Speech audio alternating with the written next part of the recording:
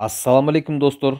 Бүгүнкү сабагыбыз позицияга туура кирүү, точка входа, long жана short зоналары, максимум менен минимумду туура эсептеп табуу и RSI индикатору менен таанышуу. Позицияга туура кирүү деген абдан маанилүү. Ошон үчүн силер деген кайсыл точкадан кириш керек жана кайсы зоналардан кайсы тарапка кириш керекти, максимум менен минимумду туура эсептегенди билишиңер керек. Эми практикага өтөлү. Binance приложенияны ачабыз.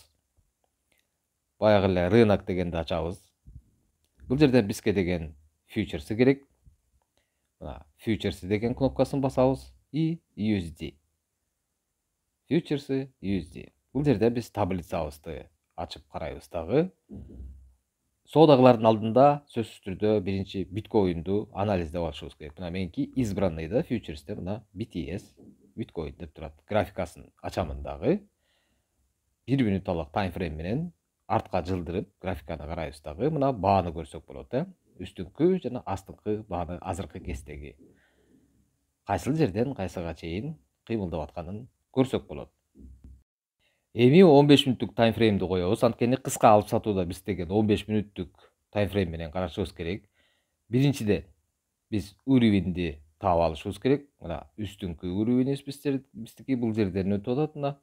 Свечалардын 1-2 жолу кайрылган свечалардан мына и ылдыйкысы мына 1-2 минимум 2 жолу свеча түшкүлөп атса болду. Ошол жер биз деген болжолубуз менен уровень болуп эсептелет. Ошондо биздики өйдөңкү линиябыз уровень сопротивления бул деген максимум, а ылдыйкысы минимум.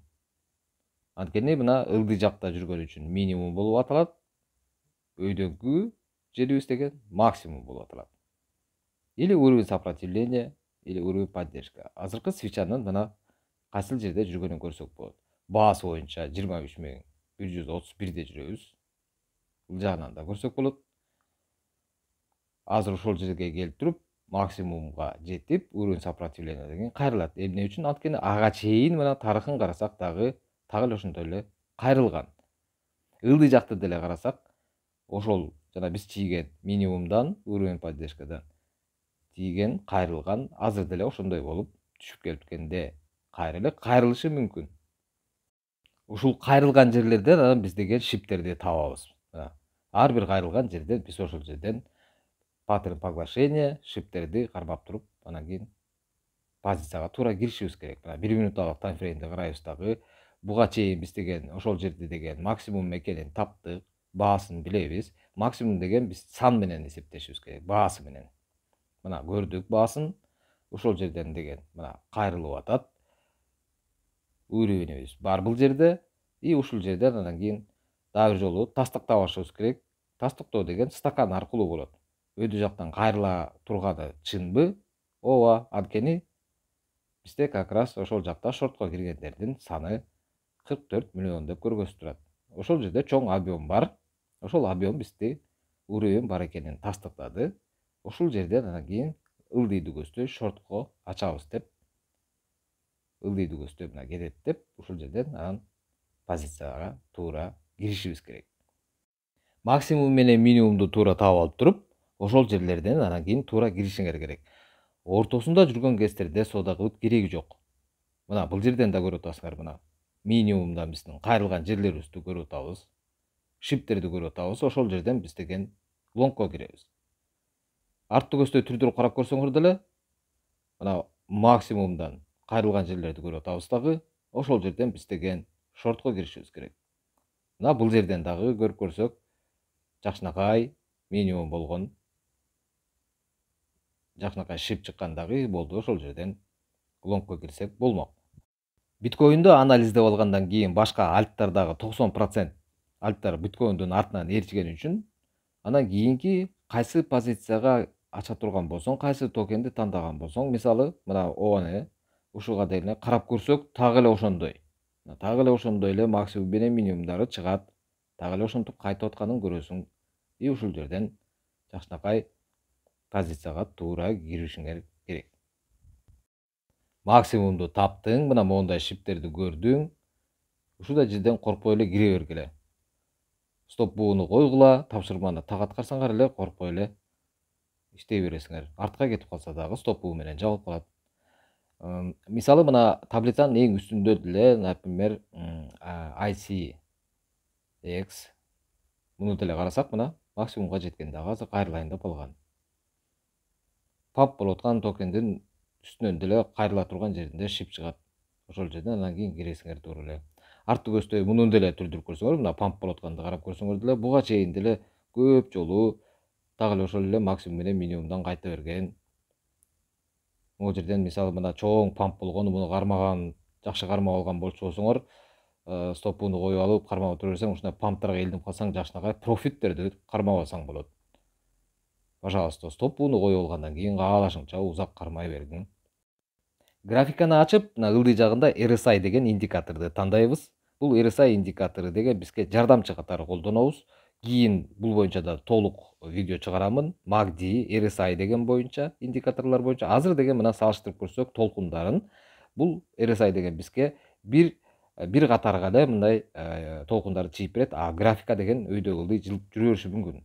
RSI-дики болсо бизге жардамчы катары колдонобуз.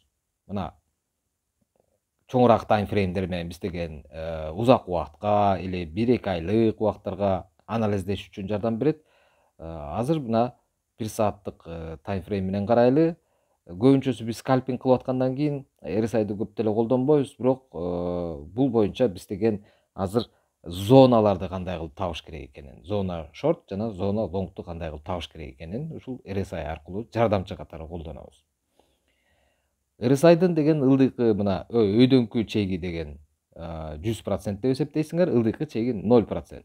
Ошол промежуток да, ошол расстоянияда бизге деген RSI деген чийип берип турат. Мына ортосун чиебиз, ортосун бөлүп алабыз. То есть 100% менен 50%-ын участогы деген биздики деген зона лонг болуп, зона шорт болуп эсептелет. Ылдыйкы 0% менен 50-ге чейинкиси болсо, бул зона лонг болуп эсептелет. Түшүндүңөр, ылдый жактан биз лонгко кире турган зонабыз, өйдөңкүсү болсо шортко кире турган зонабыз болуп эсептелет.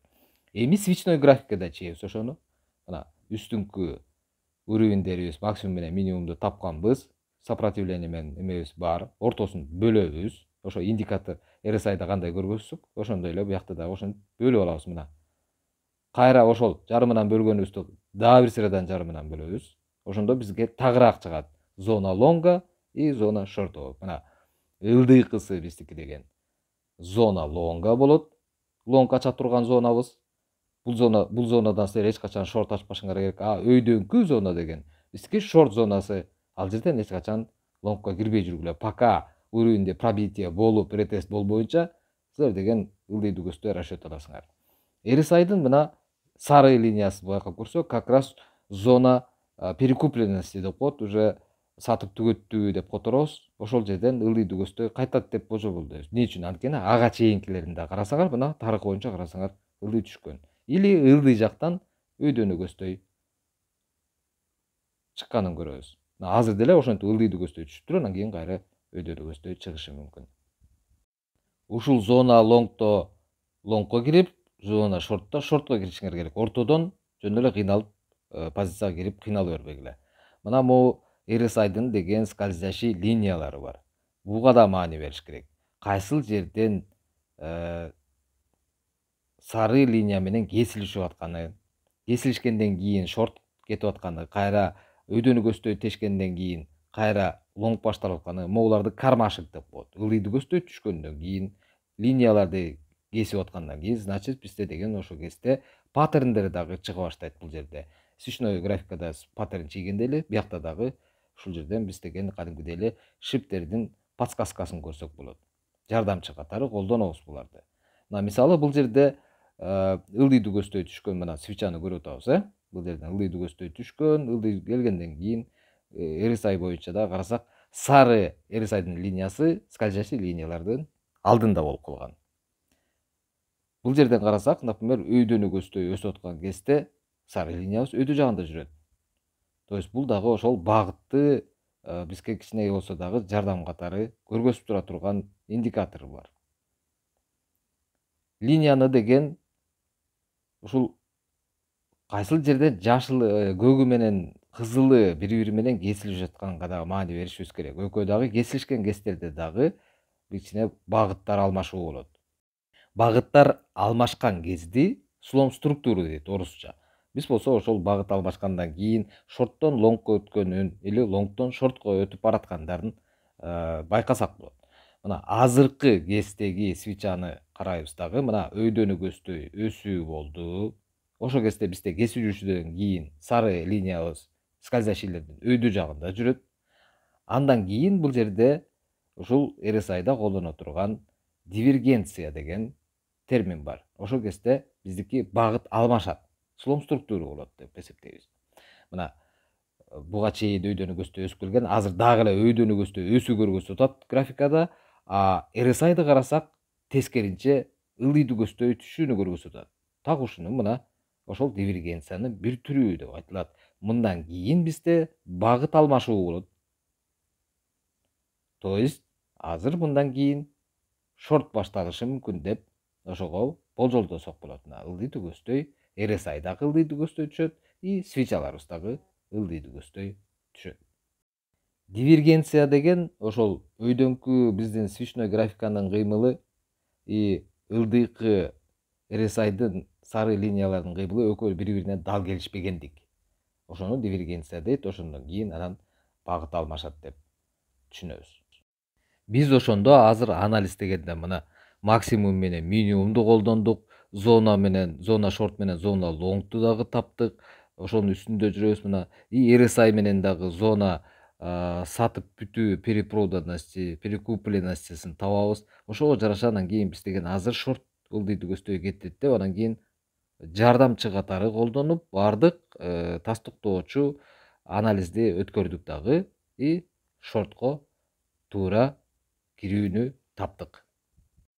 Азыр мына шорт позицияга туура кирүүнү тапкандай эле лонг позицияга да так эле ошондой эсептеп анализдеп чыгасыңар. RSI'дын дивергенцияларынын түрлөрү боюнча кийинки видео инструкцияда көрүп аласыңар. Эми ушул анализибиздин негизинде шортко позиция ачалы. Азыр өйдөнүгөздөй чыктык, уровень сопротивленияны таптык, максимумду көрдүк, шорт зона экенин билдик. Бул жерде шип чыгып атат. Болду все, арттүгөздөй багыт алмашып атканын көрдүк дагы, ылдыйдүгөздөй шорт кетет деп туруп азыр позицияны ачабыз. Бул жерден биз жашыл свечаны көрүп турабыз, байкап турабыз. Мына продать деген кнопканы басалы. Плечону болсо 10x'ке коюп коеюн. Бул мисал катары көргөзүп атам силерге. Мына океан Ocean деп айтылат. Ушул позицияга ачабыз. Мына рыночный менен койдум. Лимитный менен деле кирсеңер болот, бирок рыночный менен азыр. Мына могу жерде USDT деген сөз түрдө постоянно жазылып турсун, силерге эсебиңерге жакшы болот. Бул жерге количествосын жазамын. Суммабыз 250 дейин. Ошондо мына маржадан $24 кетип атат. Ылдый жагындагы графиканы ачып алып туруп карап турабыз. Азыр могу свеча кичине өйдөнүгөздөй келип, жанагы максимумубузду жакындап калган кезде анан кийин мына шорт деп туруп бастым. Успешно океан ачылды. Мына сразу бизге плюс менен кете баштады. Анткени биз мына туура кирдик, ылдыйдүгөздөй кетти деп ачып атабыз. И эреже боюнча биз деген азыр стоп без убыда коюп коюшубуз керек. Бул жерден бизге позиция деген жагы керек. Мына позиция жагын ачабыз. Өйдө жакта биздики мына баасын көрсөк болот, кирип аткан баабызды. Ошонун ылдый жагына коюшубуз керек, стопту. Бул жерге take жазабыз. Азырынча take бизге кереги жок. Биз ылдый жагында мына stop loss дегенди колдонушубуз керек. Стоп без убыток деген киргенден кийинки баага коюшубуз керек. Мына 0,35 768-де кирип атсам, мен 7 деп эле коеюн. Мына баабыз болсо, бул жерде көрүнүп турат канча плюс менен жабууларыбызды. Подтвердитти басабыз. Эгер мындай болуп, мына бизге мына могу участокка деген силердики стоп бууңар или стоп лоссуңардын белгиси бул жерге чыкпай калса, негизи бул жерге жазылыш керек. Эгер чыкпай калса, значит ошол кезде базар баасы кичине ылдыйраак түшүп кеткен, ошон үчүн жазылбай калды. Кайра коебуз.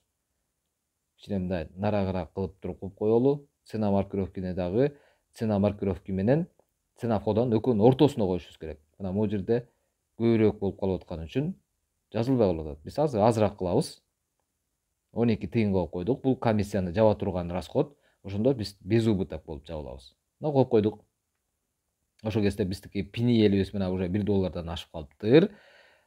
Стоп буубуз болсо 12 тыйынга коюп койдук. Если арты көздөй кетип калса, ошо менен жабылып калат, сен без убыток жабылып каласың. Азыр деген биз мына маржабыз биздики 24, почти $23.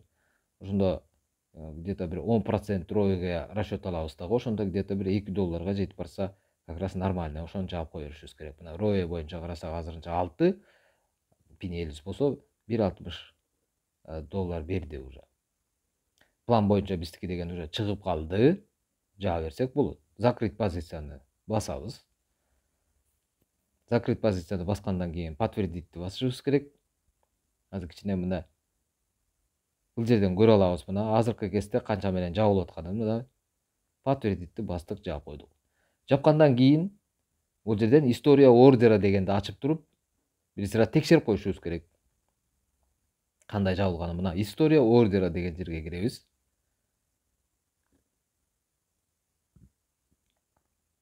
Бул жерде мына ордерди көрсөк болот. Мына океандын жана жабылганы. Бул болсо ачылган ордерибиздин отчету, а бул жабылганы. Үстүнкүсүн ачабыз. И бул жерден көрсөк болот. Мына реализованная ПНЛ деген биздин прибылибиз. Мына $1.69 менен жабылды. Бул уже комиссияны эсептелгенден кийинки суммасы. Мына комиссиясы болсо 0.09 тыйын алган бизден. Болду достор, мына ушинтип бир сыра практика түрүндө уже по факту көрдүк. 1 минуталык менен ачып кирип турушуңар керек. Именно по факту мына мондай секирген жерлерди таптың и ушул жерден кирдиң. Азыр эми мен силерге бир сыра мен дагы мастер-класс көргөзүп коеюн. Мына могу AVAX деген токенди дагы мына так эле ошондой өйдө жакта жүрөт. Мына изолированныйды койдум. 20x менен киремин. Мен артыман туура багыла. Кичирээк плечолор менен иштеп тургула пока что. Мына лимитный ордер турат менде, 100 турат. Базар баасын көрдүм. Сумманы болсо уже чоңураак жазамын. Анткени менде деген маржамды көрүп атасыңар, то есть депозитимди көрүп атасыңар канча экенин. 20x плечо менен мына мунун баарын эсептесе, анда чоң эле сумма болуп калат. Мен $15.000 деп жазайын. Мына бул жерде 56.000ге чейин кое берсем болот, бирок мен 15.000 деп жаздым. И базар баабыз деген 18.92 болуп атат. Ылды жакта болсо ачып койдук. Уже свеча кайрылайын деп калдым. Мына ушул жерден ачтым. Мына кичине плюска чыктык. Анткени туура кирдик. Мына толугу менен ачылды мына. Кээде тиги открытие ордери мен лимит менен ачкан үчүн открытие ордери жакка туруп калышы мүмкүн. Мына размерин көрүп атасыңар, 15.000ден коюлду. Маржам болсо $450. Цена ликвидацияны дагы байкап турушуңар керек. Кичине кызылга кетип калган кезде чочубайбыз. Мен анткени билебиз да, мына багыт боюнча азыр ылдыйды көздөй кетеринбиз деген билебиз, коркпойбуз. Ошон үчүн кармап турабыз дагы, азыр жакшынакай плюска чыгып кетебиз. Анализдин баарын туура кылганбыз. Мына бул жерден объемду да карап көрсөк дагы, өйдө жактагы объем ылдыйга караганда чоңураак. Значит, сөзсүз түрдө арты көздөй кетет. Точка входабызды, позицияга туура кирүүбүздү биз деген туура кылганбыз. Ошон үчүн коркпой эле койсок болот. Кичинеден плюска кете баштады. Азыр эми бир сыра жакшынакай плюска чыккан кезде анан кийин стоп бууну коюп коюп туруп, узак кармап отура берсек болот. Каалаган убакыт эмебизге чейин, баабызга чейин. Мына жакшынакай чыкты. Бул кнопканы басабыз. Позицияны табамын. Так, стоп лосту коюшум керек. Стоп лосту мына 18.93 эле коеюн. Мына $6 чыкты. $6 комиссияны жабат спокойно. Без убыток жабылып каламын эгер вдруг арты көздөй кетип калчу болсо. Бүттү. Эми коркпой кармап жата беремин. Арты көздөй какой-нибудь бир кит секиртип салса, мына могул баамага жеткенден кийин жабылып калат. Без убыток. Цена входа менен цена маркировканын экөөнүн ортосуна коюшубуз керек ошондо. Ортосуна же азыраак жеткирбей коюп койсоң жакшы, чтобы кайра стопуңду илбей бериш үчүн. Болжол менен биздики мына могу участокко жеткенде биздики как раз $100 чыгыш керек. Ошол бизге жетиштүү болот. План боюнча меники $100, $100 азыр тапкандан кийин жаап коем. Кичине күтө турабыз. Азыр свеча бир узунураак бир свеча чыгып берип койсо эле мага чыгып коюш керек. Мына кичине секирик болуп атат. Бир аз күтө турабыз дагы. Андан кийин закрыть позицияны басып туруп, бир сыра карап койсок болот. Кээде ушинтип секирип да кетет мына. Азыр 93 болуп көрүп жатат. Эгер азыр жапсам, мына 93, мына 100 менен жабылат болду. Болду, жаба берсем болот. Мына жакшы эле чыкты. Дагы кармасам болмок, бирок азыр бизге $100 жетиштүү, бүттү. Буга чейин кармасам андан да көп чыгып кетмек. Эми азыр узак видеода узак болуп кетет, андан көрө азыр эле мына жаап коеюн, закрытты басалы. И позицияны фиксировать этип коелу. Убагында жаап турсаңар дагы прибылиңарды тыпыйтып жакшынакай алып койсуңар. Мына кайра история ордерге киребиз и текшеребиз. История ордерге кирдик.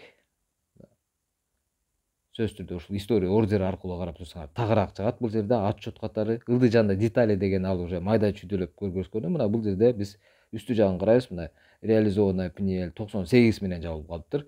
Комиссияны алгандан кийинкисин эсептеп берип койгон бизге. Мына болду достор. Силерге ушундай мастер-класс. Берилген тапшырмаларды эрежеден чыкпай так аткарганга аракет кылгыла. Канчалык аракет көбүрөөк практика кылсаңар, ошончолук деңгээлиңер өсөт. Кийин жакшынакай прибылдарга чыгасыңар. Жаңы көрүп аткандар үчүн чакырып кетем. Келгиле биз менен чогуу туура иштеп крипто тармакта кошумча акча тапканды үйрөнүп алгыла. Биздин Telegram каналыбызга кошулуп, практикага жазылып, биздин командага кошулгула.